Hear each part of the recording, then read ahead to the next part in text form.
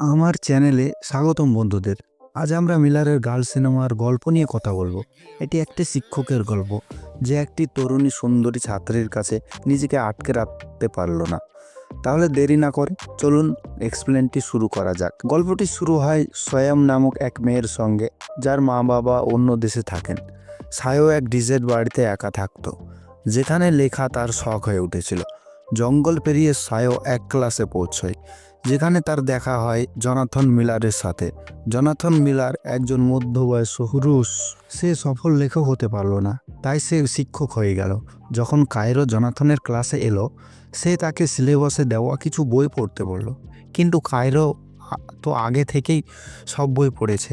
তারপরও সেখানে উইনো নামক আরেকটি মেয়ে এলো। সে শুধু এই ক্লাসের শিক্ষার্থী নয়, কায়রো ভালো বন্ধুও। তারা দুজনে বাইরে কিছু খেতে গেল। জনাথন কায়রোর জিনিসের মধ্যে একটি বড়দের বই দেখল।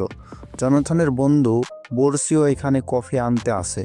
সে জনাথনের থেকে বইটি নিয়ে পড়া শুরু করলো। বোর্ড এবং জনাথন দুজনেই অবাক হয়ে যায় জনাথনের লেখা একটি বইয়ের কপি দেখে। জনাথনের স্ত্রী ব্রিয়াত্রিপসা রাতে ব্যস্ত থাকে। তার মনোযোগ পাওয়ার জন্য জনাথন তাকে জানায় যে আজ ক্লাসে একজন ছাত্র তার বই পড়ছিল।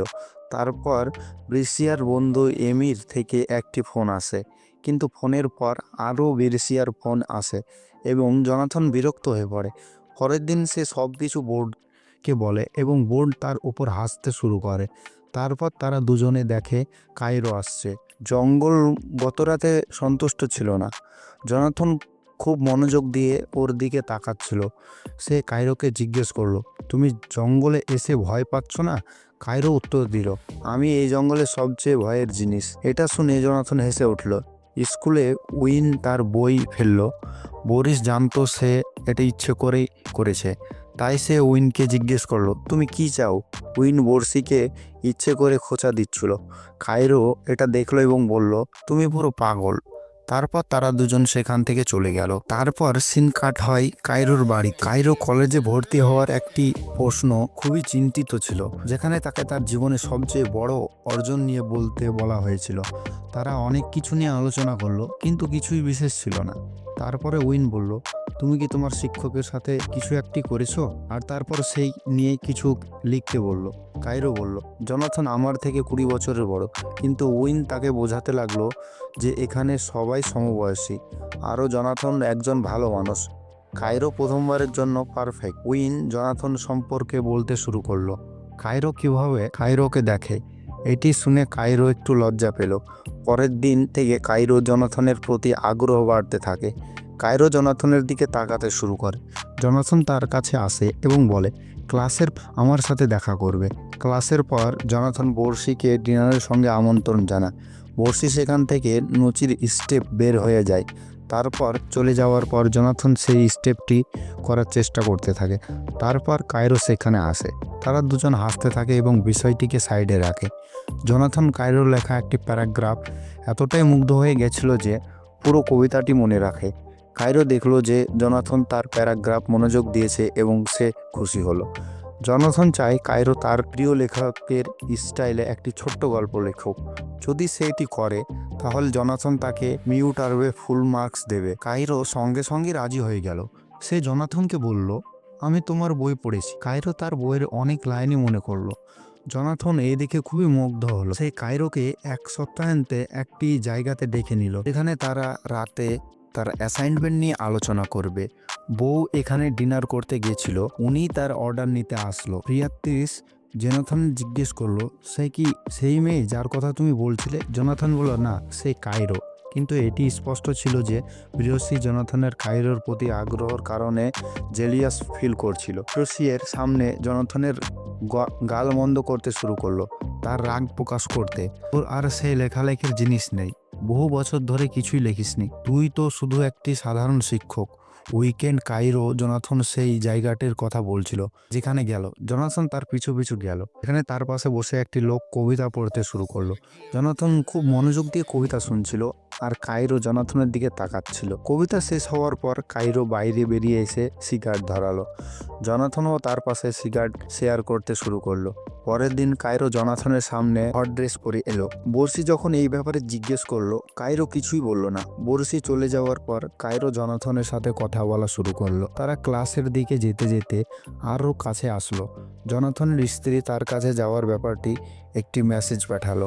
ক্লাসের বাইরে কোথাও কাইরো জনাথনের পছন্দের লেখক সম্পর্কে বলছিল, যার স্টাইলে সে গল্পটি লিখবে। জনাথন বাড়ি যাওয়ার জন্য তাড়াহুড়া করছিল, তাই সে তাড়াতাড়ি হ্যাঁ বলে দিল। যখন সে চলে গেল, উইন জনাথনের টেবিলে উঠে কাইরোর ফোঁটা দেওয়া শুরু করলো। তারপর বর্ষি জনাথনের সঙ্গে দেখা করতে এলো। তখন উইন বর্ষিকে বিরক্ত করতে লাগলো। সে বর্ষির ফোনে তার জামার মধ্যে রাখলো, কিন্তু কাইরো তার ফোন পাচ্ছে না। অন্যদিকে জনাথনের স্ত্রীকে নিয়ে যাওয়ার পরিকল্পনা বাতিল হয়ে গেল, কারণ সে তার কাজে ব্যস্ত ছিল। জনাথন হতাশ হয়ে গেল। একটা ফোন কল কাইরো থেকে আসছিল। আসলে জনাথন ভুলে কাইরোর ফোন তার ব্যাগে নিয়ে এসেছিল। জনাথন এবং তার স্ত্রীর পরিকল্পনা আগেই বাতিল হয়ে গিয়েছিল, তাই জনাথনের কাইরোর ফোনটি ফিরিয়ে দিতে বেরিয়ে পড়ল। তখন সে কাইরোর বাড়ির সামনে পৌঁছলো। তখন সেখানে বৃষ্টি শুরু হলো এবং কাইরো পাতলা পোশাকে এসে জনাথনের কাছে গেল। দুজনেই একে অপরকে দেখছিল এবং তারপর একে অপরকে চুম্বু খেতে লাগলো। এরপর জনাথন বাড়ি ফিরে এলো। কাইরো তখন তাকে একটি মেইল পাঠালো। জনাথনের স্ত্রী বলল, আমি তোমার এখানে থাকার সময় কাজ করতে পারছি না, তাই জনাথন একটি ছোট্ট জায়গায় চলে গেল। ক্যাবিন থেকে এখানে জনাথন সেই গল্পটি ছাপিয়েছে যা কাইরো পাঠিয়েছিল। সে সেটি পড়া শুরু করলো। এটা একটি প্রাপ্তবয়স্ক গল্প। এই গল্পে একজন ছাত্র আর একজন শিক্ষক। জনাথন আর কয়েকবারের মতো নিয়ে আলাপ হচ্ছিল। জনাথন উত্তেজিত হয়ে প্যান্ট খুলে ফেলল, কিন্তু পরের দিন সব কিছু বদলে গেল। জনাথন কাইরোকে ফোন করলো না যেমন আগে করতো। কাইরো জিজ্ঞেস করলো কি হয়েছে। জনাথন বলল তার গল্প একদমই পছন্দ হয়নি, এতে অনেক ভুল আছে। কাইরো বলল, এটা তো আমাদের সম্পর্ক। জনাথন স্পষ্ট বলে দিল, আমাদের মধ্যে কিছুই নেই, আমরা তো শুধু বন্ধু, একজন শিক্ষক আর একজন ছাত্র, তাছাড়া কিছুই না। এটা শুনে কাইরোর মন ভেঙে গেল। জনাথন তাকে বলল, আবার লিখো, না হলে আমি তোমাকে মিড টার্মে ফেল করিয়ে দেব। কাইরো আরও রেগে গেল, বলল, আমার গল্প তো পারফেক্ট, তুমি বরং ভয় পাচ্ছ যে আমি যা লিখেছি সেটা তুমি লিখতে পারোনি। জনাথন ছোট লেখক বলে গালি দিল। কাইরো বলল, যদি সত্যি সাহস থাকে এখনই আমাকে ফেল করাও। কাইরো বাড়ি ফিরে কাঁদতে লাগলো। তারপর উইনের সাথে মদ খেতে শুরু করলো। অন্যদিকে জনাথনের মুখ টেনশন ছিল। জনাথনের স্ত্রী তাকে জিজ্ঞেস করলো যা ঘটেছিল। জনাথন তাকে কাইরোর লেখা গল্প বলল। গল্পটি শুনে সে খুব উচ্ছ্বাসিত হয়ে উঠল, কিন্তু যখনই কিছু করার সময় এলো, বর্ষি সেখানে এসে পড়ল। জনাথন আবার ফার্স্ট্রেট হয়ে গেল। অন্যদিকে কাইরো আর উইন কথা বলছিল। কাইরো উইনকে বলল সে জনাথনের শুধু তার কাছে ঘনিষ্ঠ হওয়ার অভিনয় করছিল। কাইরো উইনকে বলল বর্ষিকে মেসেজ করতে, যাতে সে একটু ব্যস্ত হয়। উইন বর্ষিকে তাড়াতাড়ি মেসেজ করতে শুরু করলো, কিন্তু তার কথা বর্ষির ওপরে কোনো প্রভাব ফেলল না। বর্ষির দৃষ্টি আকর্ষণ করার জন্য কাইরো একটি সিদ্ধান্ত নিল। তারা দুজনেই তাদের কাপড় খুলে ফেলল এবং কাছে এসে দাঁড়ালো। তারা বর্ষির কাছে তাদের ছবি পাঠিয়ে দিল। বর্ষি যখন এই ছবি দেখলো, তখন সে জনাথনের বাড়ি ছেড়ে চলে গেল। তখন জনাথনের স্ত্রী ফোনে আসলো। জনাথনের স্কুল থেকে পুরো স্কুল ইতিমধ্যে জনাথন আর কাইরো সম্পর্কে বিষয়ে জানতে পেরেছে। তার স্ত্রী এটা শুনে হতবাক হয়ে গেল। সে জনাথনকে জিজ্ঞেস করল, কেন এসব হচ্ছে? কারণ এক শিক্ষার্থীর লেখা গল্প। সে জিজ্ঞেস করলো, তোমার আর ওই মেয়ের মধ্যে কি অন্য কিছু ঘটেছে? জনাথন অস্বীকার। পরের দিন কাইরো ক্লাসে আসেনি। সে উপপ্রধান শিক্ষকের অফিসে পৌঁছলো। উপপ্রধান শিক্ষক কাইরো ও জনাথনের দুজনকে প্রশ্ন করলেন। কাইরো সব কিছু জানিয়ে দিল। জনাথন আমাকে মিড টার্মের কোয়েশ্চেনগুলো আগে থেকেই দিয়ে দিয়েছিল। আমরা একসাথে সিগারেট ধরিয়েছিলাম।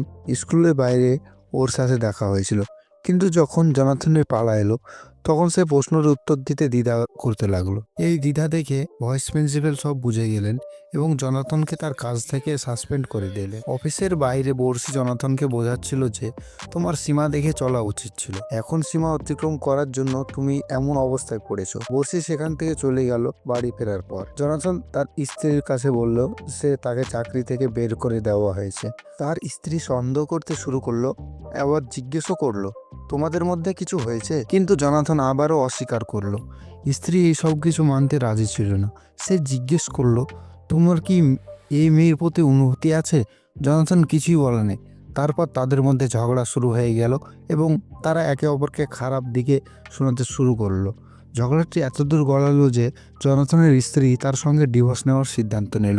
অন্যদিকে উইন্ড কাইরোর সঙ্গে দেখা করলো এবং বলল, তুমি যা করছো তার ফলে জনাথন চাকরি হারিয়েছে।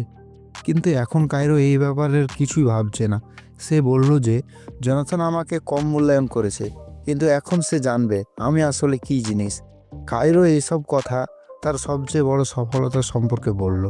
শেষমেশে কাইরো বলল সে জনাথনের এখন কোনো কাজ নেই এবং তার স্ত্রী এখনও কিছু করতে পারবেন না।